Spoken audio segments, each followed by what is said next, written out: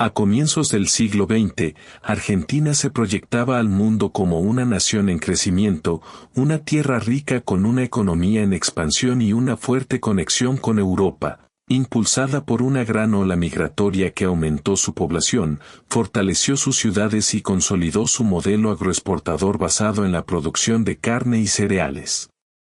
Durante décadas, ese modelo generó prosperidad, pero también creó una dependencia profunda del comercio exterior, lo que hacía que la estabilidad del país estuviera ligada a factores internacionales que no podía controlar directamente. Bajo esa imagen de progreso existía una realidad más compleja, ya que el poder político y económico estaba concentrado en una élite reducida formada por grandes propietarios de tierras y grupos vinculados a intereses financieros, lo que limitaba la participación real de amplios sectores de la población. Aunque el sistema político se presentaba como democrático, en la práctica estaba condicionado por mecanismos de control, donde las decisiones importantes no surgían del conjunto del pueblo, sino de estructuras cerradas que dificultaban cualquier transformación profunda. Con el paso del tiempo, las clases medias y trabajadoras comenzaron a exigir cambios, reclamando mayor participación, derechos sociales y una presencia real dentro del Estado, lo que generó una presión creciente sobre un sistema que avanzaba más lentamente de lo que la sociedad demandaba. A principios del siglo XX, la llegada de reformas como el sufragio universal masculino permitió una apertura parcial del sistema político, y figuras como Hipólito Yrigoyen representaron un intento de integrar nuevas fuerzas sociales dentro del poder institucional.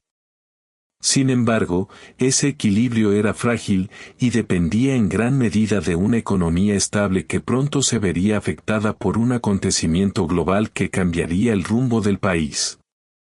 La crisis de 1929 provocó un colapso en la economía internacional y Argentina, al depender del comercio exterior, sufrió una caída en sus exportaciones, un aumento del desempleo y una creciente incertidumbre social que debilitó la estructura económica y política existente.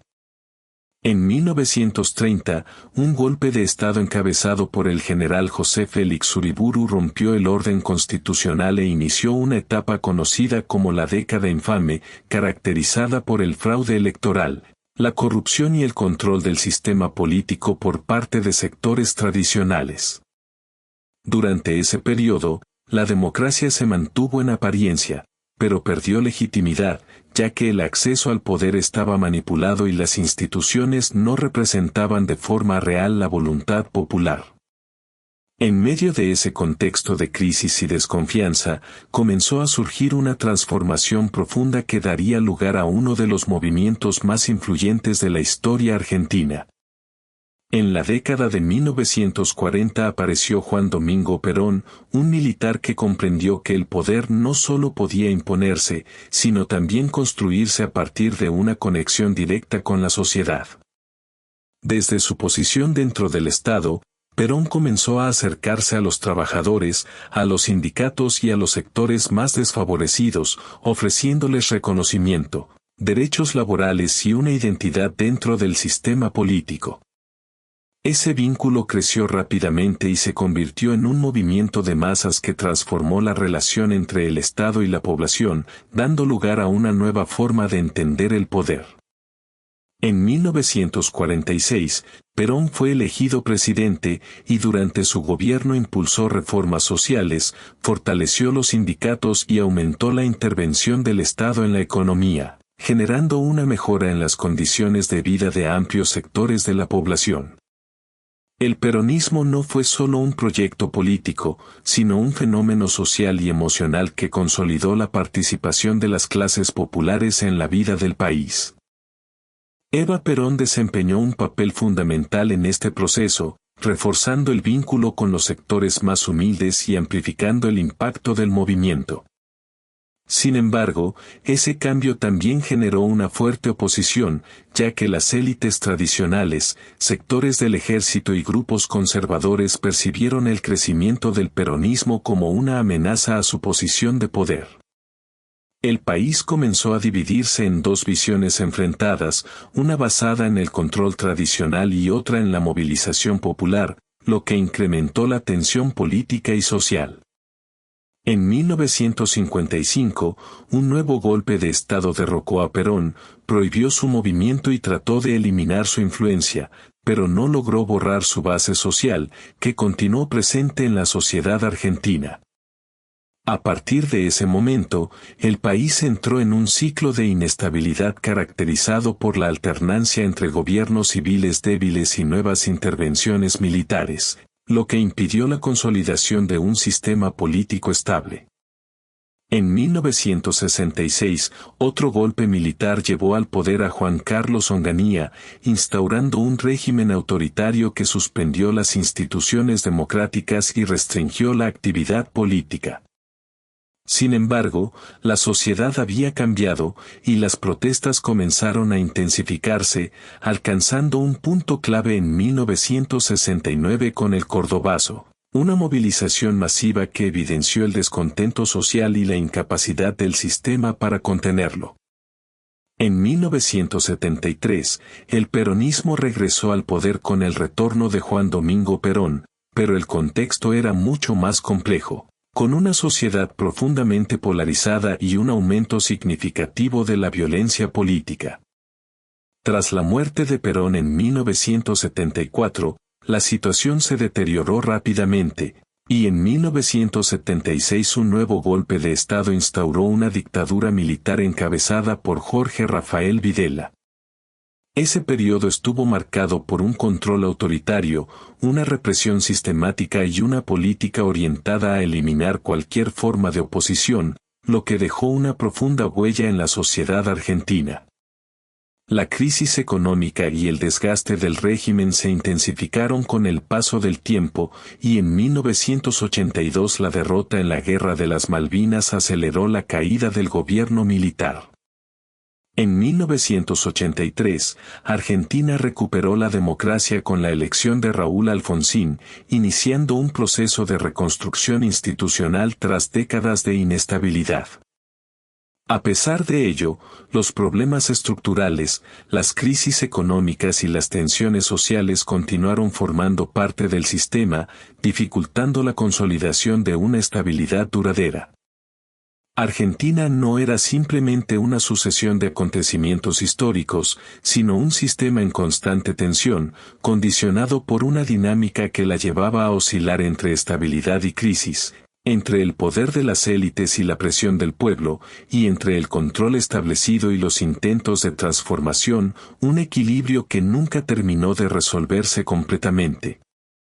Mientras en otros puntos del continente la inestabilidad se hacía evidente, Colombia avanzaba dentro de un equilibrio frágil construido sobre décadas de conflicto interno. La guerra civil entre conservadores y liberales había dejado una huella profunda, y aunque formalmente el sistema político seguía funcionando, la tensión nunca desapareció del todo. Durante la presidencia de Miguel Abadía Méndez, entre 1926 y 1930, se intentaron impulsar políticas de modernización económica, pero las estructuras sociales seguían marcadas por la desigualdad y la confrontación política. El cambio llegó en 1930 con la victoria del liberal Enrique Olaya Herrera, que inició una etapa de reformas, aunque sin lograr eliminar las divisiones históricas del país. El poder en Colombia no se concentraba únicamente en las instituciones, sino también en redes políticas y sociales que operaban de forma paralela, condicionando cualquier intento de transformación profunda. La estabilidad era relativa, sostenida más por el equilibrio de fuerzas que por una verdadera integración nacional. Al mismo tiempo, en Ecuador, el escenario político reflejaba una dinámica aún más inestable. En 1934, José María Velasco Ibarra asumió la presidencia, iniciando una etapa caracterizada por constantes cambios de poder, interrupciones institucionales y tensiones internas. En 1940, Carlos Alberto Arroyo del Río accedió al gobierno y orientó su política hacia una aproximación directa con Estados Unidos, cediendo las Islas Galápagos como base militar. Esta decisión marcó un punto de inflexión en la política exterior del país y evidenció la influencia de factores internacionales en la región. En 1941, Ecuador se enfrentó a Perú en un conflicto fronterizo que terminó con una derrota significativa y la pérdida de aproximadamente 174.000 kilómetros cuadrados de territorio. Este hecho debilitó aún más la estructura interna del Estado y aumentó la presión social. Velasco Ibarra regresó al poder en varias ocasiones, lo que reflejaba una falta de estabilidad estructural. Su liderazgo se apoyaba en el respaldo popular, pero el sistema político seguía siendo incapaz de consolidarse. En 1960 volvió a la presidencia con una política nacionalista que generó tensiones con Estados Unidos, especialmente tras el descubrimiento de importantes reservas de petróleo. La situación desembocó en un nuevo golpe militar en 1961, confirmando que el control del poder en Ecuador seguía dependiendo en gran medida de las Fuerzas Armadas. Durante los años siguientes, el país atravesó una etapa de gobiernos militares, juntas y crisis políticas continuas. No sería hasta 1979 cuando se restableció un sistema constitucional, iniciando un intento de reconstrucción institucional. Mientras tanto, en México, el inicio del siglo XX estuvo marcado por uno de los procesos más transformadores del continente, la Revolución Mexicana. Desde 1876, el país había estado bajo el control de Porfirio Díaz, cuyo régimen, conocido como el Porfiriato, había impulsado el crecimiento económico a través de la inversión extranjera, especialmente de Estados Unidos y Reino Unido. Se construyeron más de 24.000 kilómetros de ferrocarril y se desarrollaron sectores estratégicos como la minería y el petróleo. Sin embargo, ese crecimiento no se tradujo en una mejora equitativa para la población. La tierra y la riqueza estaban concentradas en pocas manos, mientras millones de campesinos vivían en condiciones de pobreza extrema. En 1909, las inversiones extranjeras superaban los 1.000 millones de dólares, pero la desigualdad social seguía aumentando. La estabilidad del régimen dependía del control del orden interno, sostenido por el ejército y las fuerzas policiales. Las tensiones comenzaron a intensificarse cuando Francisco I. Madero publicó en 1910 el Plan de San Luis Potosí, en el que exigía sufragio efectivo y la no reelección, denunciando la falta de legitimidad del sistema. Ese mismo año, el 20 de noviembre de 1910, estalló la revolución. El conflicto se extendió rápidamente por el país, con focos clave en Puebla y Chihuahua. Figuras como Francisco Pancho Villa y Emiliano Zapata emergieron como líderes de movimientos populares. Villa representaba una fuerza militar dinámica en el norte, mientras que Zapata encarnaba la lucha campesina en el sur, centrada en la redistribución de la tierra. El lema de Zapata, Tierra y Libertad, sintetizaba el núcleo del conflicto, la lucha por la propiedad de la tierra y la dignidad de los campesinos. A medida que avanzaba la revolución, el país entró en una fase compleja en la que diferentes facciones competían por el control del poder. Las alianzas cambiaban, los liderazgos se enfrentaban y el sistema político se transformaba en medio de la violencia. México no solo vivía una revolución política, sino una transformación estructural que redefiniría su organización social, económica y territorial durante todo el siglo XX. La Revolución Mexicana no terminó con la caída del antiguo régimen. En realidad, fue solo el comienzo de una nueva lucha por el control del país. Tras los primeros enfrentamientos, el movimiento revolucionario comenzó a fragmentarse. Diferentes líderes, con visiones distintas, intentaban imponer su modelo de nación. Emiliano Zapata, en el sur, mantuvo una posición firme.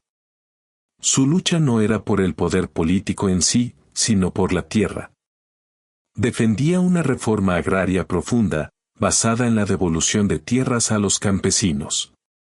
Su movimiento quedó en gran medida aislado, pero nunca perdió su esencia. Resistía, incluso cuando el resto del país cambiaba de manos. Mientras tanto, Venustiano Carranza intentaba consolidar un nuevo orden desde el poder central. Su objetivo era estabilizar el país bajo una estructura institucional, pero las tensiones internas hacían ese proceso extremadamente complejo. El conflicto entre facciones no desaparecía. Se transformaba. En 1917, se promulgó una nueva constitución que buscaba integrar muchas de las demandas sociales surgidas durante la Revolución. Incluía reformas agrarias, derechos laborales y limitaciones al poder económico. Era un intento de reorganizar el país desde sus bases. Pero la violencia no se detuvo de inmediato. Carranza fue asesinado en 1920, lo que abrió una nueva etapa de transición. Tras un breve periodo de inestabilidad, Álvaro Obregón asumió la presidencia. Durante su mandato, entre 1920 y 1924, se consolidaron algunas de las reformas iniciadas por la Revolución. Se ampliaron los ejidos, es decir, las tierras comunales, y se redujo el poder de los grandes latifundios. También se eliminaron deudas que pesaban sobre campesinos y trabajadores, intentando aliviar la presión social acumulada durante décadas. Sin embargo, México no se aisló del exterior. El gobierno de Obregón reforzó sus relaciones con Estados Unidos, buscando estabilidad económica en un contexto todavía incierto. En 1928, Obregón fue reelegido, pero fue asesinado poco después. Este hecho volvió a evidenciar la fragilidad del sistema político. A partir de ese momento, el país entró en una fase de reorganización. Entre 1924 y 1929, Plutarco Elías Calles ejerció una influencia decisiva.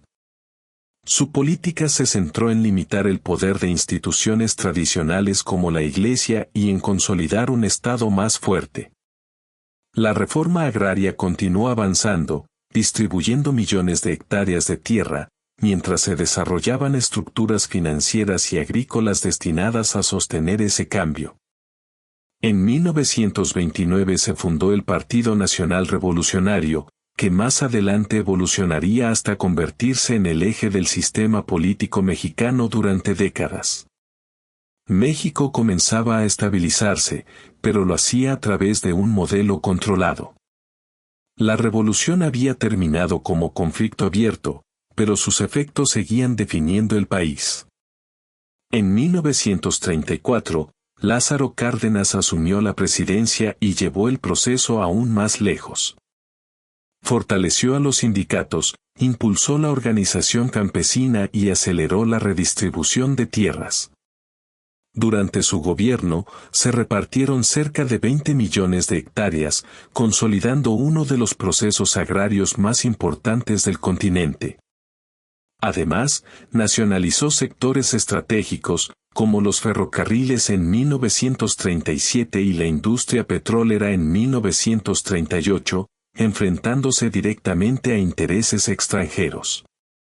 Estas decisiones generaron tensiones internacionales, especialmente con Estados Unidos, pero también reforzaron la soberanía económica del país. México entraba en una nueva fase. Una etapa en la que el Estado asumía un papel central en la economía y en la organización social. Tras Cárdenas, el país continuó su proceso de transformación.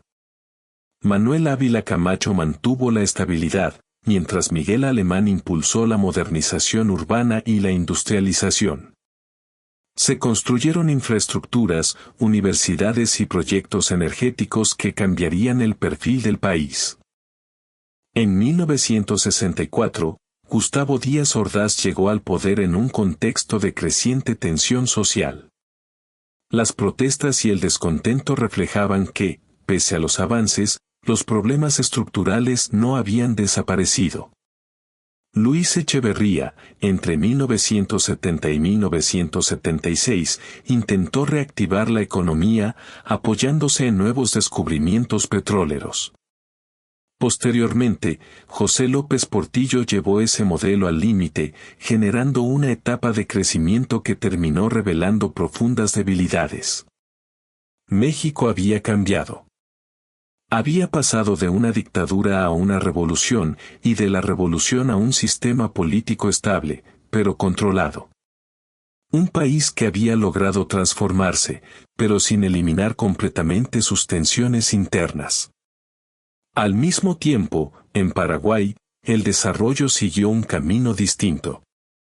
Tras la Primera Guerra Mundial, el país permanecía como una estructura relativamente aislada. Bajo el liderazgo de Eligio Ayala, entre 1924 y 1928, se inició un proceso de apertura, aunque limitado.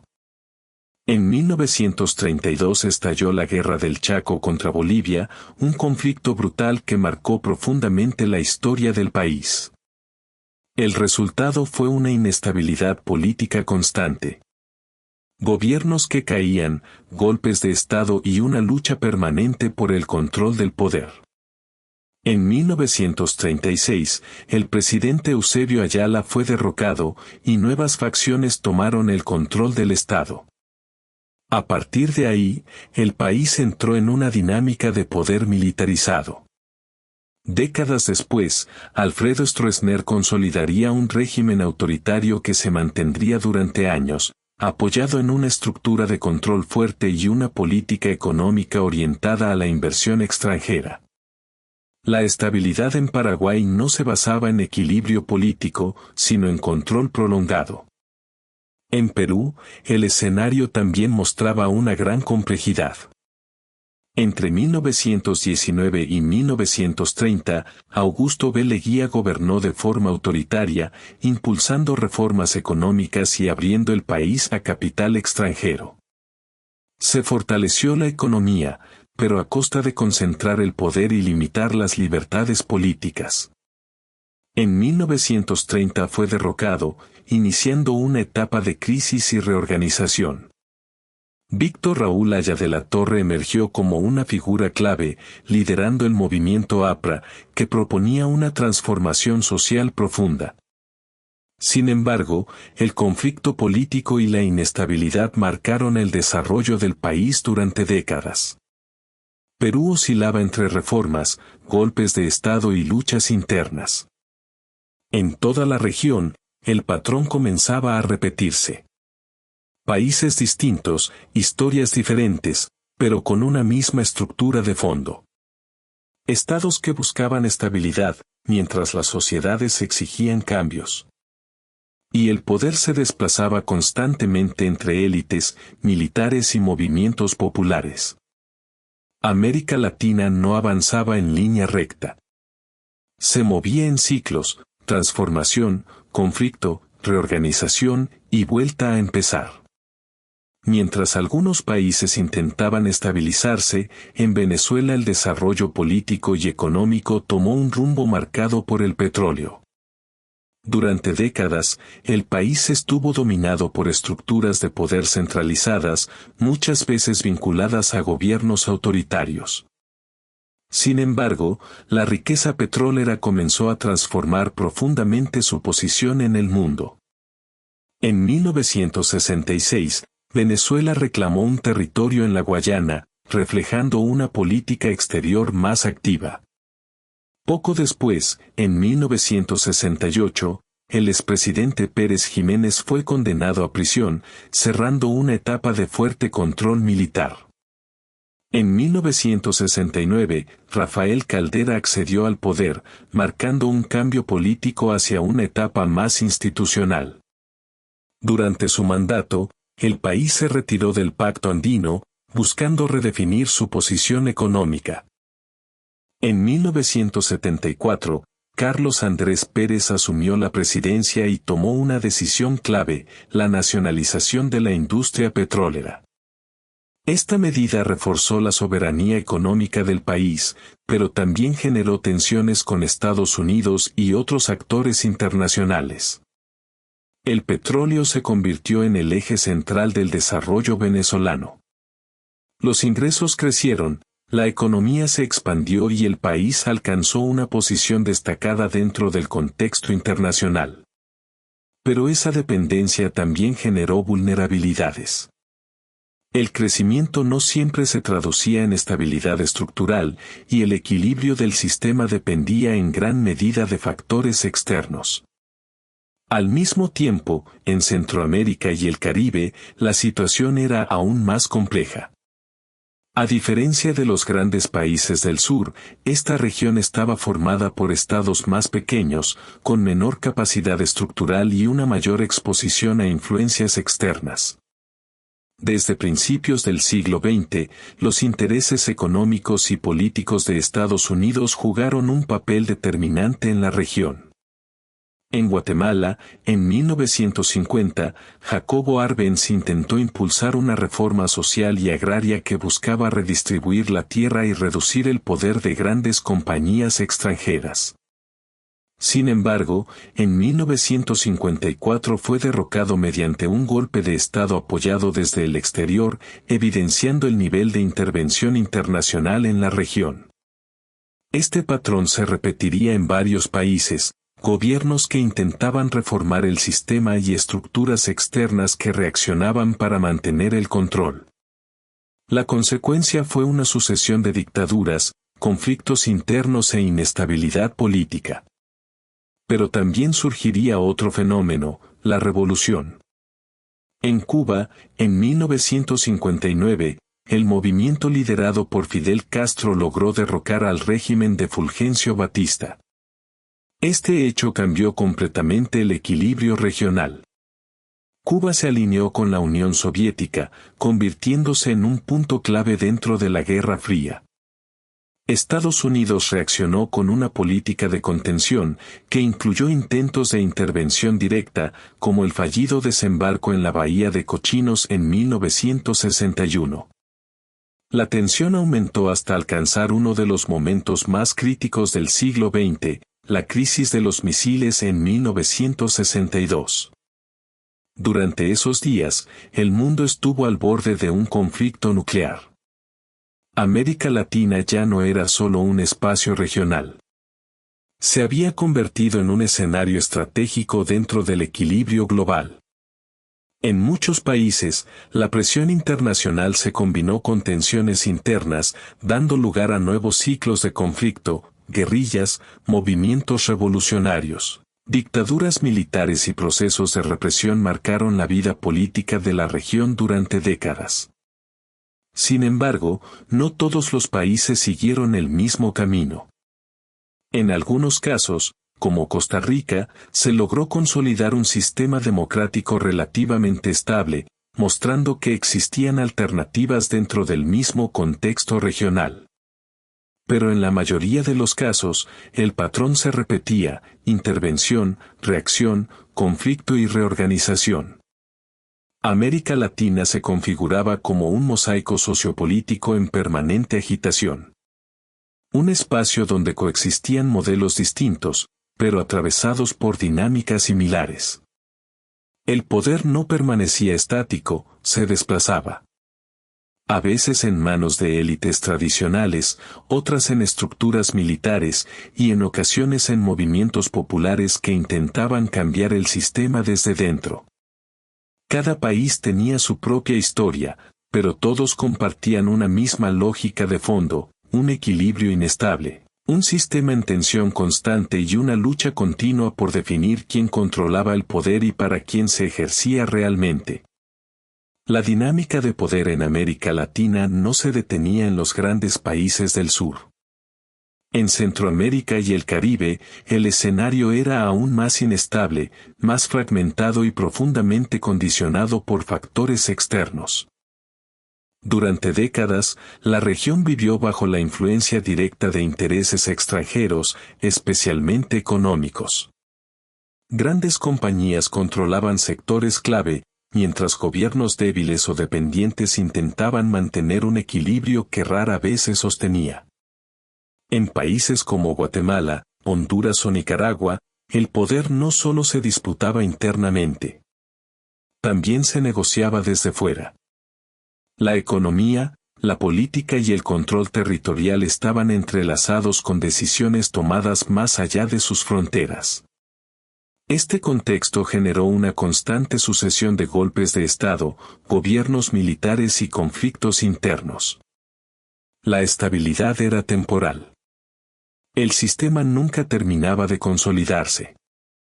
En Nicaragua, la figura de la familia Somoza simbolizó este tipo de control prolongado. Durante años, el poder permaneció concentrado en una misma estructura, sostenida por alianzas externas y un fuerte aparato militar. Pero incluso ese modelo, aparentemente sólido, terminó generando una reacción. En 1979, el movimiento sandinista logró derrocar al régimen, demostrando que incluso los sistemas más cerrados podían quebrarse cuando la presión social alcanzaba su límite.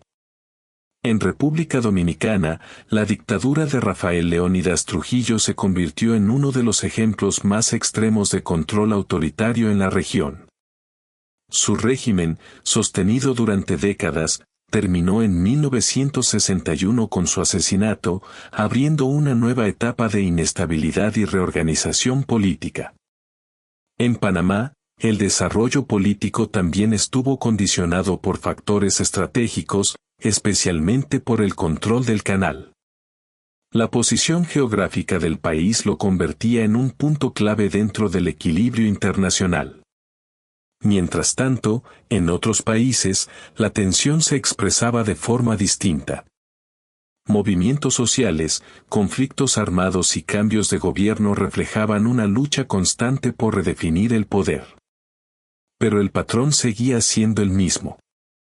La región no avanzaba en línea recta, se movía en ciclos. Cada intento de estabilidad generaba nuevas tensiones. Cada estructura de control terminaba enfrentando una fuerza opuesta. En este escenario, el poder no era una posición fija. Era un movimiento constante. A veces en manos de élites tradicionales. Otras veces en estructuras militares. Y en determinados momentos, en movimientos populares que buscaban transformar el sistema desde dentro. América Latina no era un bloque uniforme.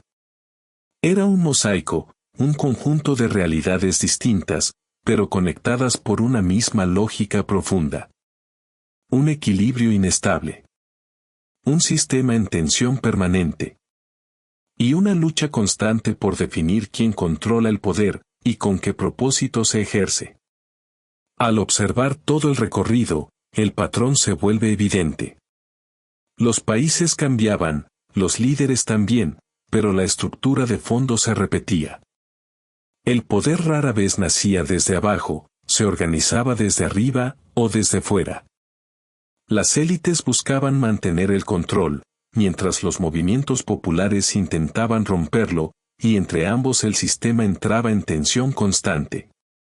Cuando la presión aumentaba, aparecía la intervención, a veces militar, a veces económica, a veces silenciosa, pero siempre decisiva. El resultado, casi siempre, era el mismo. Una reorganización del poder sin una transformación completa del sistema. Las democracias surgían, pero eran frágiles. Los gobiernos cambiaban, pero las estructuras permanecían. Y cuando el equilibrio fallaba, el ciclo volvía a comenzar. Intervención, reacción, conflicto, reorganización y vuelta a empezar. Ese fue el mecanismo operativo que definió gran parte de América Latina en el siglo XX. Un sistema donde el poder no desaparece, solo cambia de manos, y donde la estabilidad nunca es permanente, sino una pausa entre conflictos.